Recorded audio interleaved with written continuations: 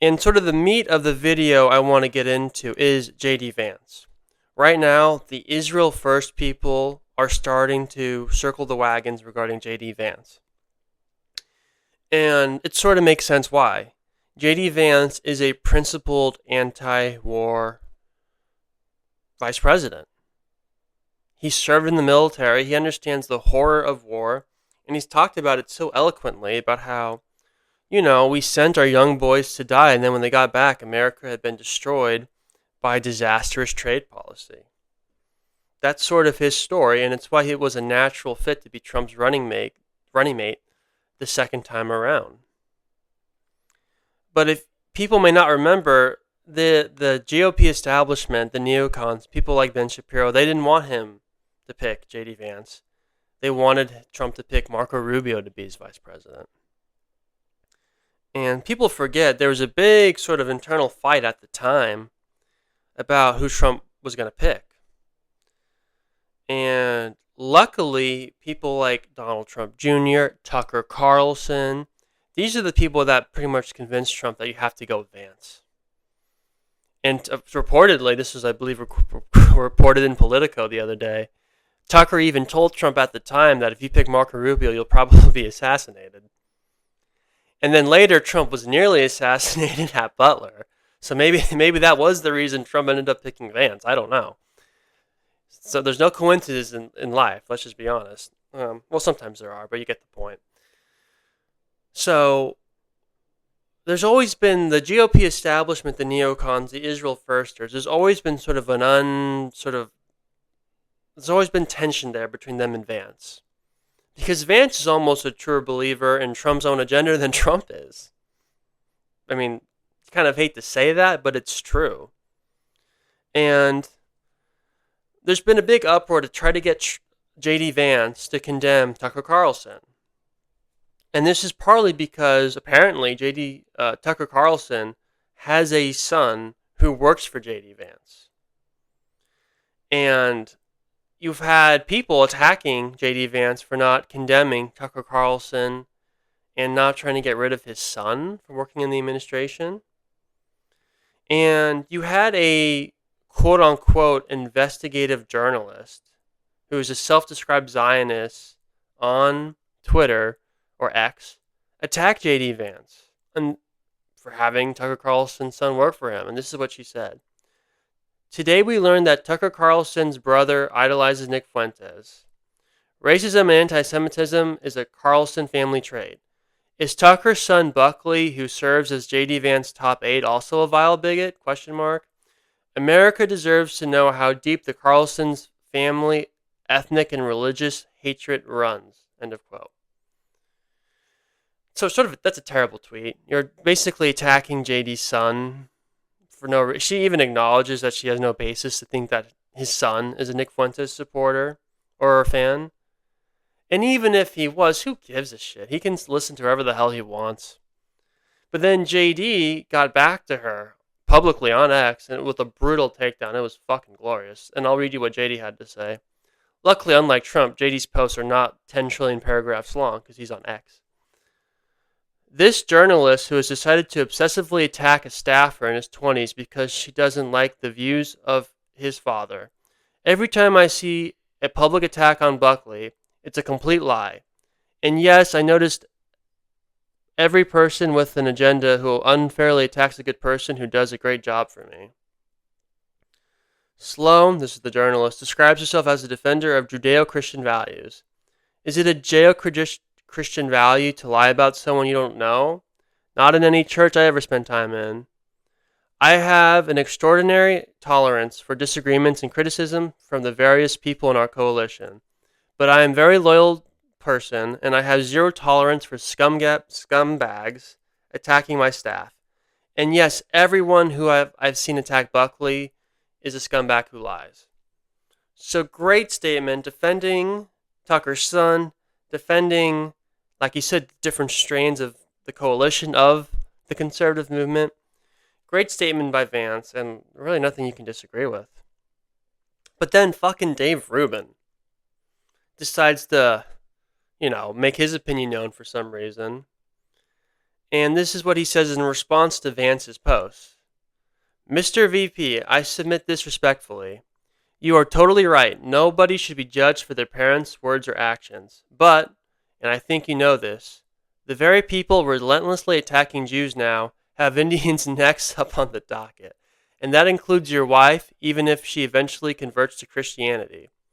So yes, Tucker can interview whoever he wants, his brother can post garbage memes all day, and his son, who may just be fine, can work for the vice president. But I think people are asking you to stand up when you see something evil.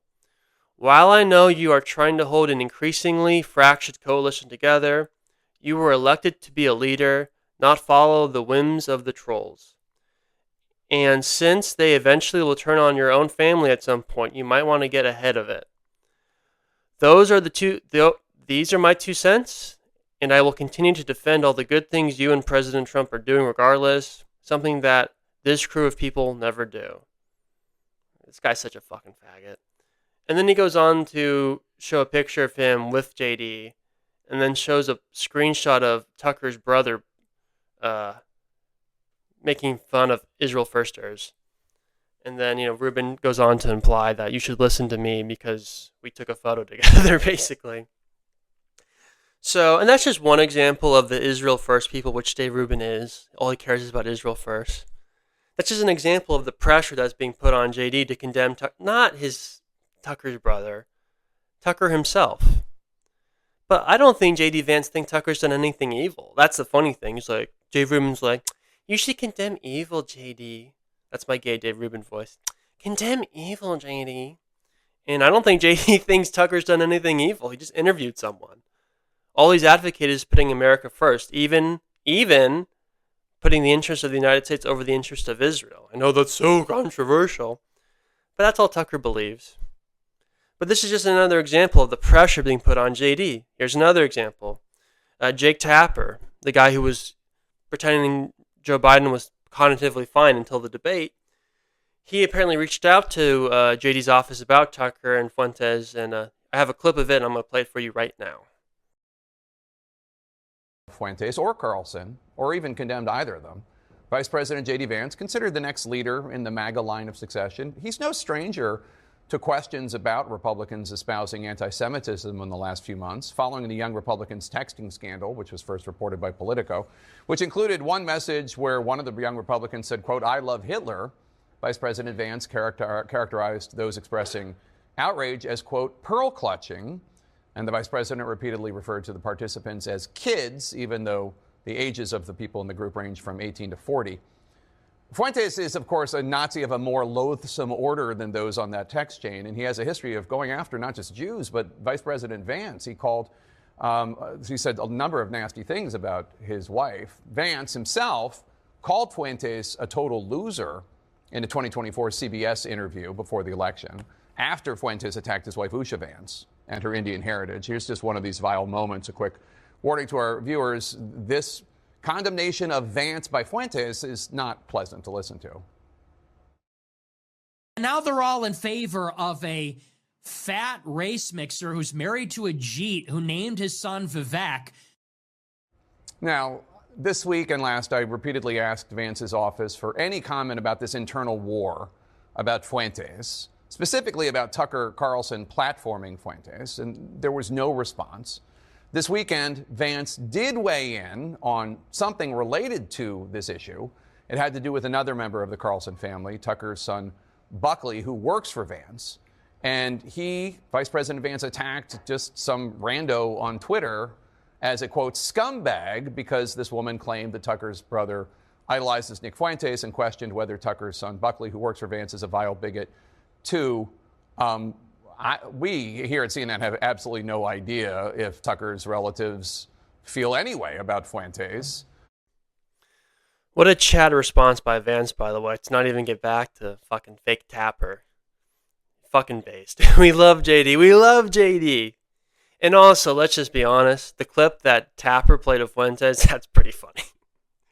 I don't support making fun of JD's wife, but it is... This is why Fuentes is popular. He's very funny. What can I say? I saw some people, some of their comments about my podcast from yesterday about Fuentes, and people made the point, well, maybe Fuentes isn't anti-Semitic, but again, the problem with Fuentes is he's very funny, and sometimes it's hard to tell when he's joking or not. If you listen to that clip, he sounds kind of racist, even though I do think he's not being serious. So I just wanted to make that clear for some of the comments I was seeing yesterday on YouTube. But so again, there's all this pressure being put on JD to condemn Fuentes, to condemn Tucker. And Fuentes, you can understand to some degree. He has, as Tapper played, Fuentes has said many controversial things with racial undertones. I mean, whether you like him or not, you have to acknowledge that. But Tucker hasn't. Tucker just wants the best for the country, and he doesn't think putting the interest of Israel over our country benefits our country. By definition, it doesn't benefit our country. No two countries are going to always have the same interests. At some point, the United States' interests and Israel's interests do not, they will cross. They will no longer be together, okay? They will conflict at some point because we're two different countries. No two countries' interests never conflict with each other. So when our interests align, can we be supportive of Israel? Yeah, sure. But when they conflict, we shouldn't reflexively go with the interests of Israel. And that's what the Israel First crowd wants. That's what this whole war, as even Dave Rubin acknowledged, this is what this fracturing of the coalition is all about.